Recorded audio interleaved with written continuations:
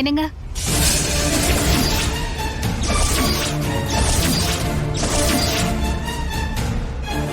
என்ன? ஏங்க, முதல்ல பத்திரத்தை சாமி முன்னாடி வச்சு கும்பிட்டுறலாம். சாமி கும்பிட்டுட்டு அப்புறமா கையெழுத்து போடலாம்.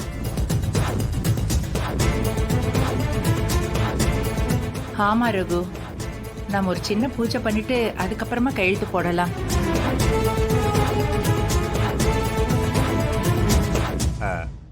கையெழுத்து தானே. அம்மா சொல்ற மாதிரி சாமி கும்பிட்டுட்டு திருப்தியா போடலாம். நல்ல விஷயத்துக்கு சாமி கும்பிடுறது ரொம்ப முக்கியம்ல.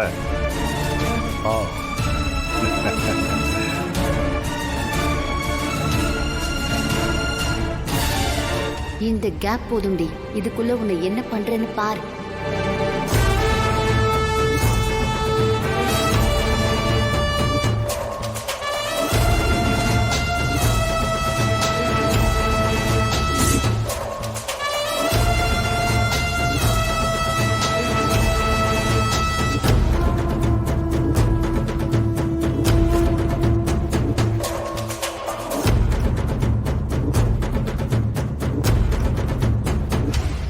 என்னப்பா லேட் ஆயிட்டே போகுது.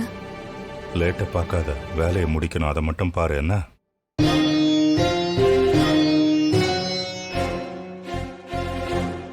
சாருமா, நீயும் நல்லா சாமி கும்பிட்டுக்கம்மா. சொல்ல போனா சாமி கும்பிடுறதுக்கு முன்னாடி ரகுராம் சகலையத்தான் நீ கும்பிடணும். ஏன் அப்படிலாம் சொல்றீங்க? ஏங்க, உண்மையதானங்க சொல்றேன்.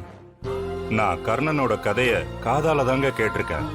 ஆனா உங்க உருவத்துல நேர்ல கண்ணால பாக்குறேங்க.